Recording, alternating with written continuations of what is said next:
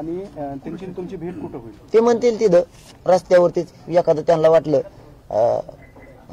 मॉप म्हणूया त्याला आंदोलकांच्या समोर नको तर मान्य आहे बाजूला थांबा आम्हाला तोडगा काढायचा मुंबईपर्यंत असतो लगेच निघणार का कोण असणार आहे त्याच्यात नाही सांगितलं त्यांनी पण मोठंच मोठं म्हणजे कोण काय असते ना मंत्री असते ना अधिकारी बी असते ना मोठं म्हणलं का मोठ्या मोठ्याचे अर्थ वेगळे मोठं म्हणलं म्हणजे दोन्ही बी सरकारचे बी प्रतिनिधी आणि प्रशासनातले बी प्रतिनिधी मोठेच मोठ्याचा अर्थ मोठाच मुख्यमंत्र्यांनी शक्यता नाही मंत्री काय बांधव आणि काही सचिव येतील असं त्यांचं म्हणणं आहे म्हणलं आम्ही चालतोय मुंबईच्या दिशेनं तुम्ही सांगा आले ते तिथं कुठं एखादं घर असेल किंवा हॉटेल असेल तिथं बसू आमचे लोक रस्त्याला ज्या गाड्याने चाललो आम्ही ते थांबतील मुख्यमंत्र्यांचं नाही विषयद्वारे तुम्ही काय चर्चा करणार होते मुख्यमंत्र्यांद्वारे रेंजीचाच पत्ता नाही धन काय विषयावर आम्ही करणार बी नाही म्हणून सांगितलं मी त्यांना ते फोन लावत म्हणत होते साहेबांना बोलावं कवर तरी आपण त्याच्यापेक्षा आमचंच आज जाहीरपणाने एक मत चला जाऊ द्या मला ही विनंती करायची नव्हती पण मला माझ्या समाजासाठी करायची कारण आम्हाला तोडगा काढायचा आहे आम्ही मजा करायला आलेलो नाहीत मुंबईला माझा लोक इथं गाऱ्यात थंडीत कुडकडतात आमच्या जितकेच मुंबईचे हाल आहेत तितकेच आमचे सुद्धा हाल आहेत आमचं सोपं नाही दोघांचे हाल होऊ द्यायचे नाही आता हे सरकारच्या हातात तर आमची अशी विनंती मुख्यमंत्री साहेबांना देवेंद्र फडणवीस साहेबांना आणि अजितदादा पवार साहेबांनी स्वतः प्रत्यक्ष यांनी चर्चा लिहून हे तोडगा काढावा ही माझी समाजाच्या वतीनं तिघांना सुद्धा विनंती कारण आम्हाला बी मुंबईला यायची हौस नाही नसता मात्र मग आम्ही मुंबईकडे निघालेलो तुम्ही स्वतः तिघही लक्ष घाला मी समाजाच्या वतीनं तुम्हाला विनंती केली शेवटची तुम्ही तिघांनी लक्ष त्यांनी यावर चर्चा करावी ही तोडगा लगेच काढावा म्हणजे हे शिष्टमंडळ जे येणार आहे नाही हे असंच राहील दादा चालू हे शिष्टमंडळ आलं ते जुनं आलं नवं गेलं दुसरे बिचारे विनाकारण मार्ग काढतात आम्ही त्यांना दोष नाही द्यावा पण शिष्टमंडळाकडून काही तोडगा निघत नाही तिघं ना आता कवर मागर आता तिघं तुम्ही या एकत्र या नाही तर तिघात मिळून एखादा या पण तुम्ही तिघं आता याच्यात लक्ष घाला की समाजाच्या वतीनं तुम्हाला विनंती नाही शिष्टमंडळाकडून आतापर्यंत मनोज जरांगे पाटलांनी शिष्टमंडळाची चर्चा जी आहे ती व्यासपीठावरती घेतली मग आज बंद दाराआड का चर्चा केली बंदार आड काय इतक्या माप मध्ये कुठे चर्चा करतील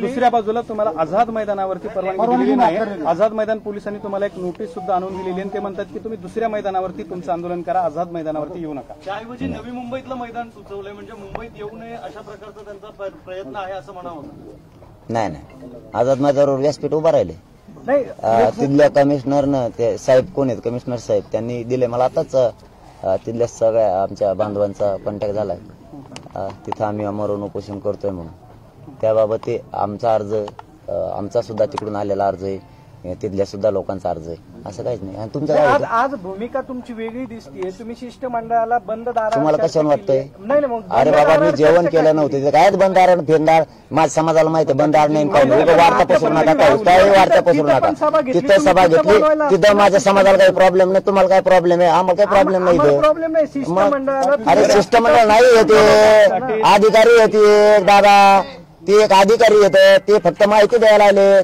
हे बघा ही माहिती द्यायला आले ते अरे पण माझ्या समाजाला अडचण नाही त्याने का पैसे दिले मला आणून काही अरे मग काय तुम्हाला काय नाही समाजाला म्हणलं पाहिजे अरे मी नाही केलं असं नाही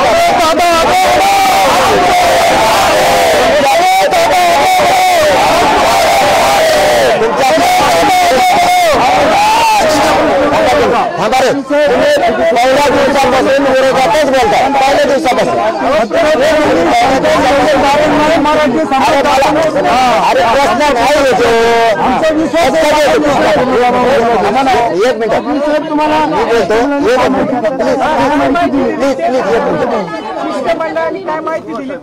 एक मिनिट थांबा सगळे शांत बस तुमचे 2 दिवसापासून आला त्याच्या तुमची तीच खतखत तुमचे प्रश्नच वेगळे आल्यापासून अरे माझ्या समाजाला न अडचण अरे ऐका हो तुम्ही आभार तुम्ही खरे आज आधारस्तंभ आम्ही आमचे जनतेचे ऐका प्लीज एक सर तुम्ही खरे आधारस्तंभ आमचे ऐका आतापर्यंत तुम्ही लई साथ दिली मीडियाच्या बांधवांनी मी जेवण केलं नव्हतं तर मला टाइम वाचवायचा होता म्हणलं चला बोला इथंच जेवता इथंच जेवता बोला बरं व्यासपीठावर नेलं पोरं येतं सगळे तिथेही पोरच होते आंतरवालीत पण त्यांना विचारलं मी चर्चा करतोय तर तुम्ही गाड्या लाईनीत लावा वेळ जाण्यापेक्षा आणि ते बी भेटेत ते म्हणजे लोकात मग आम्ही नाही त्यांचे प्रॉब्लेम आहेत. मग मला जातीचा मार्ग काढायचा आहे, मी तरी वागू तरी कसं, ते म्हणजे चर्चा काहीच नाही. ते म्हणले आता शिष्टमंडळ कोणते पत्रकार घेऊन येणार आहे, म्हणलं येऊ द्या. मग मी चाललो मुंबईकडे. बरं, काही मुद्दे तुम्ही लिहून घेतलेले आहेत काहीच नाही, तेच मी बोललेलं होतं ते काहीच नाही.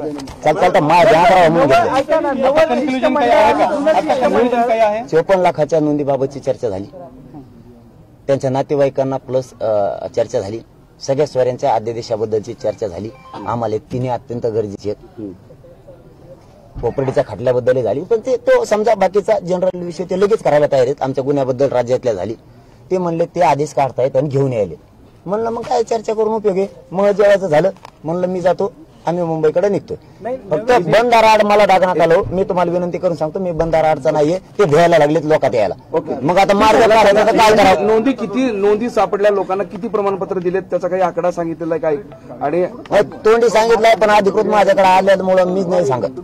अधिकृत नाही, मी त्यांना डाटा मागितला होता, त्यांनी डाटा न आणल्यामुळे मी नाही सांगत. त्यांनी काय कोणती किती सांगितलंय? तुम्ही म्हणले की नवं शिष्टमंडळ जुनं एक कंटिन्यू होऊ दे ना प्रश्न. हा, बरं, आझाद मैदानावर परवानगी नसली तरी तुम्ही आझाद पाटील ते त्यांचे वैयक्तिक काय आहे ते सकाळी नवीन एक आलं होतं ते कुठलं शिष्टमंडळ होतं आपलं? ते म्हणले नाव सांगू नका, साहेबाकडून चालते तिकडूनच मंत्रालयाकडून मुख्यमंत्र्याचं नाव सांगू नका. हेच होतं त्यांचं विती. त्यांनी तेच लिहून नेलंय. हे आता आले परवाचे हे साहेब, त्यांनी तेच लिहून नेलतं. आता घेऊन येणार आहेत, तेच घेऊन येणार पण आहेत. याचा कंटाळा मला फक्त वारंवार तेच होत हा. आहे. म्हणून जे मला हे सांगा की कंटाळा येतो या सगळ्या गोष्टीचा, की तुम्ही वारंवार म्हणतात की आम्हाला आरक्षण पाहिजे. सगळं काही 3-4 महिन्यापासून जे काय ते चालतंय. तुमच्या शब्दालाच आपलं प्रमाण आहे. कंटाळा खरंच आलाय. शेवटचा हे केलंय प्रयोग. आता ते म्हणले तिकडे भ्यायला लागलो, तर म्हणलं मी भाकर खाता खाता बोलू.